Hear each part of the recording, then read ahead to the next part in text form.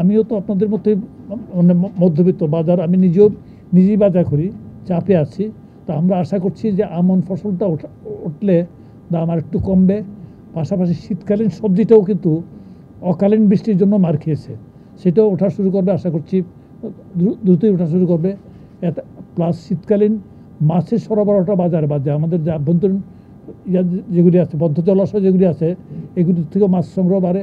এতে করতে যে আমাদের ধরেন আপনার ওই মুরগির উপরে বা ডিমের উপর চাপটা কমবে, সবগুলির দাম কিছু কিছু পরিমাণে কমবে বলে আমার মনে হচ্ছে। চুক্তি করার পরে অধিকাংশ ফেল করে বলে যেটা বলছেন, আমার মনে হয় অধিকাংশ সফল হয়।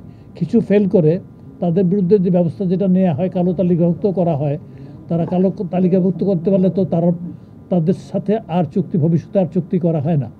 আর মিলগুলি ক্রমান্বয়ে আপনারা দেখছেন, মিলগুলি ছোট মিল থেকে বড় মিলে তারা কিন্তু রূপান্তরিত হচ্ছে, বড় মিলে রূপান্তরিত হচ্ছে। প্রযুক্তির উৎকর্ষের সাথে সাথেই আমাদের দেশে এই জিনিসগুলিও কিন্তু ওই শিল্পটাও কিন্তু ডেভেলপ করছে। আগে চাতাল জাতীয় সিস্টেম যেটা ছিল, এখনও কিন্তু চুক্তিও কিন্তু দেখবেন যে পরিমাণ কিন্তু কমে আসবে, কিন্তু একটা মিলই অনেক টাকা দেবে, অনেক চাল দেবে, অনেক টাকা দেবে। আমরা আশা করছি যে এই জাতীয় ব্যাপারটা ভবিষ্যতে ঘটবে না, যাতে না ঘটে তার জন্য আমরা সতর্ক থাকবো। এই কারণ এ সংক্রান্ত আইন কারণ বিধিবিধান যেগুলি আছে আমরা পরীক্ষা পর্যালোচনা করবো, যাতে ফেল যাতে না করে, এবং করলে যাতে তারা ভবিষ্যতের জন্য তারা যাতে একটা দৃষ্টান্তমূলক শাস্তি পায়, তার জন্য আমরা ব্যবস্থা করব। আর যেটা বলছেন যে ভোগান্তির কথা যেটা বলছেন, আমি গণমাধ্যমকে অনুরোধ করবো এই ব্যাপারে আপনারা সতর্ক নজরদারি করেন, এবং আমাদের নজরে জিনিসগুলি যদি আসে, যদি সচিব সাহেবের কাছে আসে, ডিজি সাহেবের কাছে আসে, আমার কাছে যদি আসে, বা যারা আঞ্চলিকভাবে আছেন তাদের কাছে আপনারা বলেন, ডিস্ট্রিক্ট কন্ট্রোলার ফুডের কাছে বলেন, ডিসির কাছে বলেন, বলেন, আশা করছি প্রতিবিধান হবে। এবং যদি হয় আপনারা গণমাধ্যমের কাছে আমরা সহায়তা কামনা করছি। আর আমাদের তরফ থেকে আমরা প্রশাসনিক সকল ব্যবস্থা নিচ্ছি। আমাদের এক্সিকিউটিভ আর্ম বা নির্বাহী হাত বলতে আমরা খাদ্য অধিদপ্তরকে বুঝাই। তারাই খাদ্য সংগ্রহ করে, খাদ্য মজুদও করে, খাদ্য বিতরণ করা বলতে লেভেলে বিতরণও করে।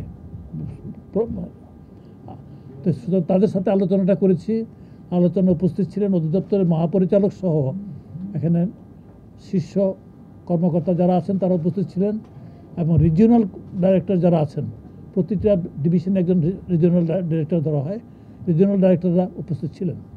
তাদের সাথে আমরা কথা বলেছি।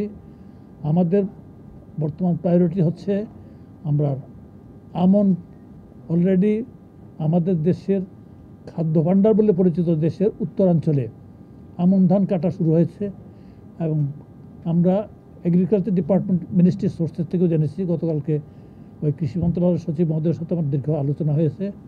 আজকে আমাদের ওই অঞ্চলে যারা রিজিওনাল ডাইরেক্টর আছে তাদের সাথে কথা হয়েছে। ওইখানে বাম্পার ফলন হয়েছে, এটা আল্লাহর মেহরবানি এই দেশের উপরে। এখানে সেটা আমরা আমন সংগ্রহ অভিযান আগামী রোববার থেকে শুরু হবে আমাদের। আমরা চেষ্টা করব যতটা সম্ভব আমরা আভ্যন্তরীণভাবে সংগ্রহ করতে পারবো, ততটা আমরা লাভবান হব। তারা আমাদেরকে আশ্বাস দিয়েছেন, তারা সর্বতভাবে চেষ্টা করবেন, এবং ধারণ ক্ষমতা এখানে সংগ্রহ করে ধারণ ক্ষমতা ওইখানে মোটামুটি আছে। যেটুকু অকুপাইড আছে এসব খাদ্যশস্য আমরা এসব দিকে নিয়ে আসার জন্য অলরেডি ব্যবস্থা করা হয়েছে বলে অধিদপ্তরের কর্মকর্তারা বলেছেন। অলরেডি তেজগাঁ বা অন্যান্য দিকে এসব খালি গোডাউনগুলিতে আমরা নিয়ে আসবো। আমাদের স্পেস মোটামুটিভাবে যথেষ্ট আছে বর্তমানে যে সংগ্রহ করা হবে এর জন্যে। প্লাস আমাদের কিছু আমদানি পাইপলাইনে আছে, অলরেডি এখানে আপনার সেই আমদানিগুলির জন্য এলসি খোলা হয়েছে, বোধহয় সম্ভবত 1.5 লাখ টন চাল গম মিলে, তাই না? 1.5 লাখ টনের জন্য এলসি খোলা হয়েছে। এবং গত এক সপ্তাহ পর্যন্ত আপনারা নিশ্চয়ই দেখেছেন, গত এক সপ্তাহ পর্যন্ত অন্ততপক্ষে চালের দাম যেটুকু বেড়েছিল আপাতত আল্লাহর রহমতে স্থিতিশীল হয়ে গেছে, আর বাড়ছে না। আমি আশা করছি সহসাই নতুন আমন ধানটা মার্কেটে আসা শুরু করলে একটু কমতেও শুরু করবে। তো কমার ব্যাপারে আপনাদের প্রত্যাশাটা কিন্তু একটা জায়গায় থাকা উচিত, কৃষক যাতে ফেয়ার প্রাইস পায় ওইদিকেও কিন্তু সরকারের নজর রাখতে হবে। কারণ যারা কৃষকের বর্তমানে উৎপাদন খরচ বেড়ে গেছে, এবং যারা ফসল ফলায় তারা যাতে এই কাজে নিরুৎসাহিত না হয়ে যায়, তার জন্য সরকারকে সচেষ্ট থাকতে হয়। তার জন্যে আমন সংগ্রহের জন্য যে আছে, সেই ক্ষেত্রে আমন ধানের আগের বারে যে দাম দেওয়া হয়েছিল তার চেয়ে কেজি প্রতি 3 টাকা বাড়ানো হয়েছে, 3 টাকা বাড়ানো হয়েছে ধানে, এবং চালেও বাড়ানো হয়েছে।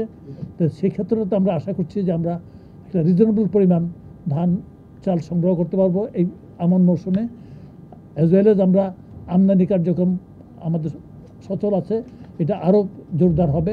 এতে করতে যেটুকু আশঙ্কা করা হয়েছিল গত বন্যার পরে, আশা করছি আমরা আল্লাহর রহমতে সেটা মোকাবেলা করতে পারবো।